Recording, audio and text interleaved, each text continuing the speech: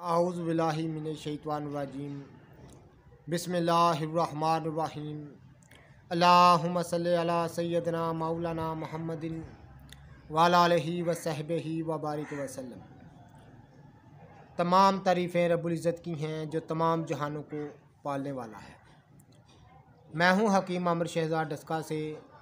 नाज़रीन किराम, आपकी खिदमत में हुक्म कदीम का माल जाती रुझान, उनकी गहरी फ़िक्र, अमराज के दफ़ा के लिए हिफ़्ज़ान सेहत पर उनका फ़लसफ़ा, उनके माल जाती वाक़यात, उनके अक़वाल आपकी खिदमत में अर्ज़ करता हूँ।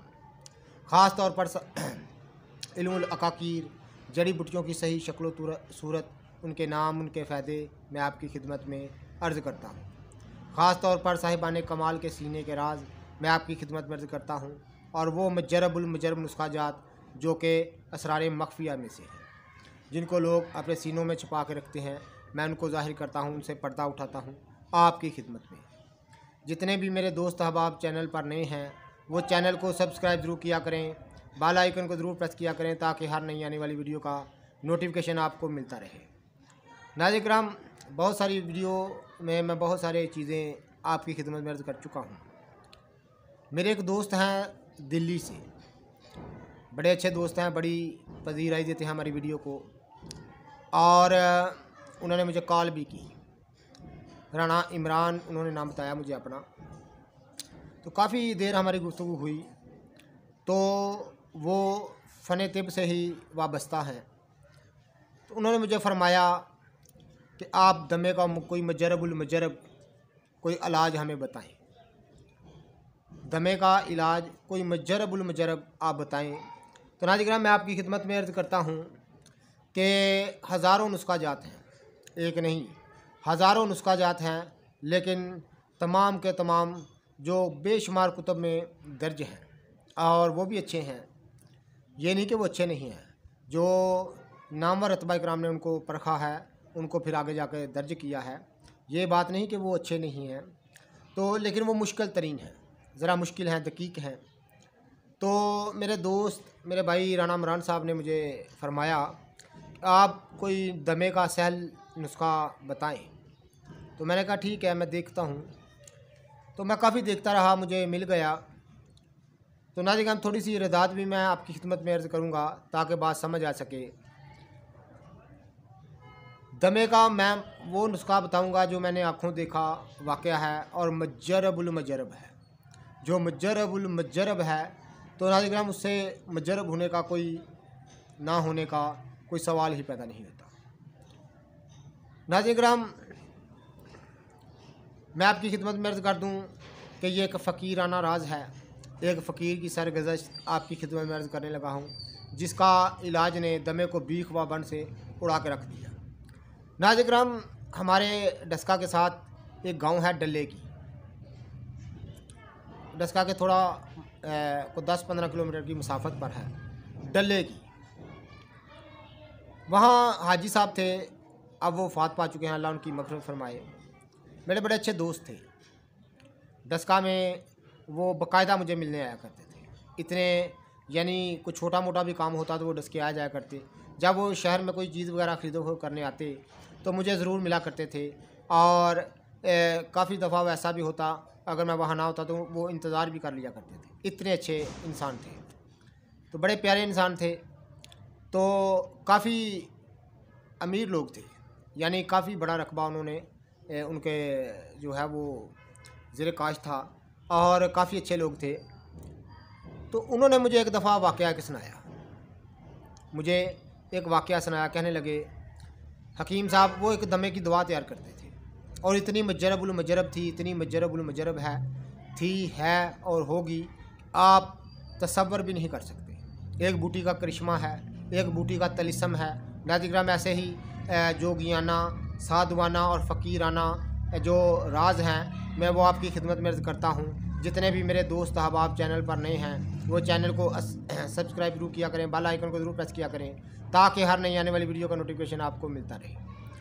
नाज़रीन, हाजी साहब फरमाने लगे कि हमारे गांव में, डल्ले की जो गांव है, वहाँ कुछ छोटा सा गांव है, तो वहाँ एक शख्स को दमा था।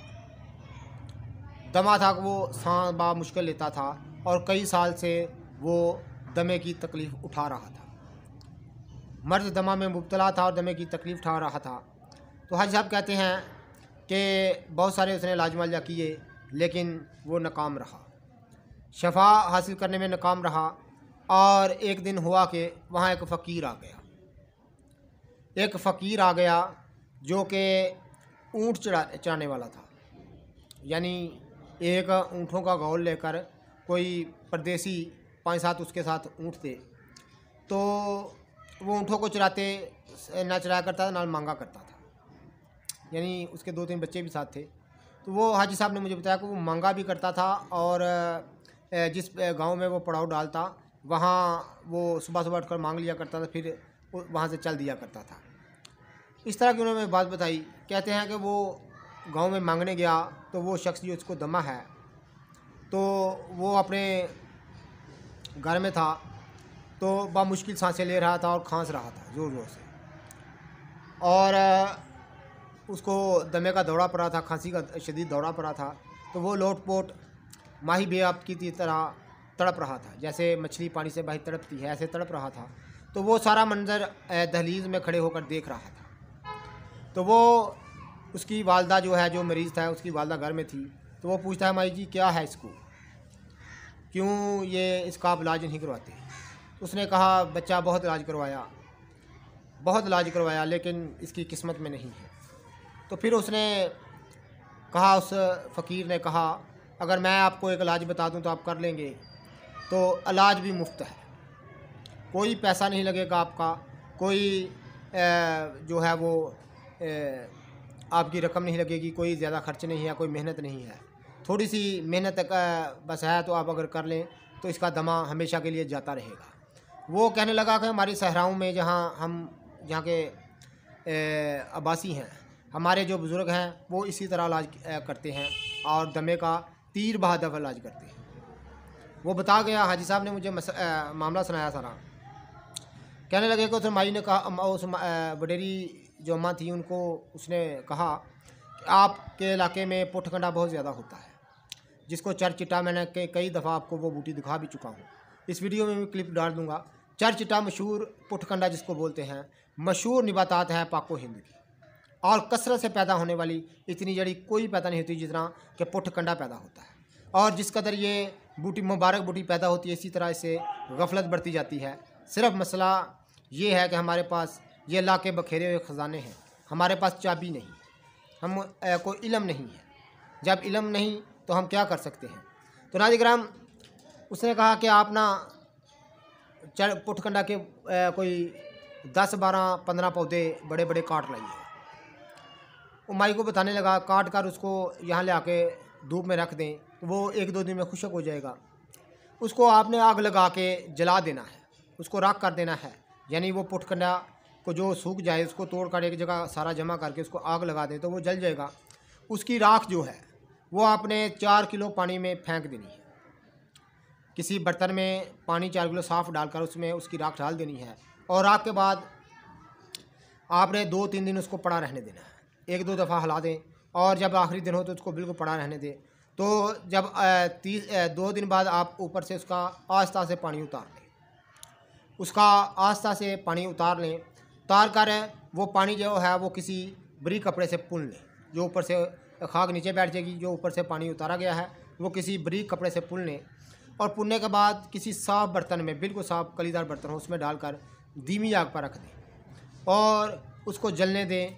जब बिल्कुल पानी ख़त्म हो जाए नीचे, आप देखेंगे कि नमक जो बूटी का जिस तरीका यही मैं तरीका आपको बताया है, तो यह तमाम साधु सन्यासी इसी तरीका से नमक निकालते हैं। तो यही तरीका जो है वो बढ़ता जाता है। तो नाज़रीन, उसका जोहर हासिल कर लें आप। जब तमाम पानी जलेगा नीचे, इसकी राब सी एक सफ़ेद दवाई बैठ जाएगी, तो उसको जलने नहीं देना चाहिए। उसको फौरी तौर आग से उतार के नीचे ठंडा कर लें। उसको खरोच कर तो किसी शै में फैलाकर, किसी तश्तर में या कागज़ में फैलाकर धूप में खुशक कर लें। तो यही दमे की अक्सीरी दुआ है। उसने कहा 1 पाव शहद में 5 तोला ये नमक हल कर दें, यानी 1 पाव शहद खालिस ले होना चाहिए, उसमें 5 तोला ये नमक हल कर दें। हल करने के बाद अच्छी तरह से इसको कहें कि आधा चम्मच सुबह दोपहर शाम ये दवाई खाएं। वो बता कर चला गया।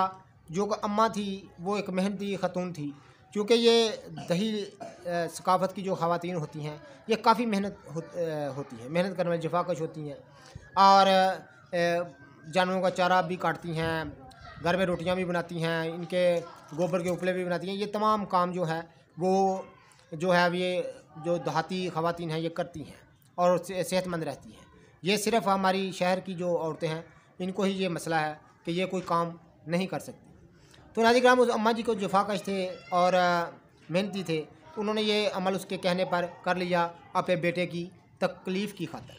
अपने बेटे को तकलीफ़ में नहीं देखना चाहती थी, उसने ये अमल कर लिया। 2-4 दिन में उसने बना ली।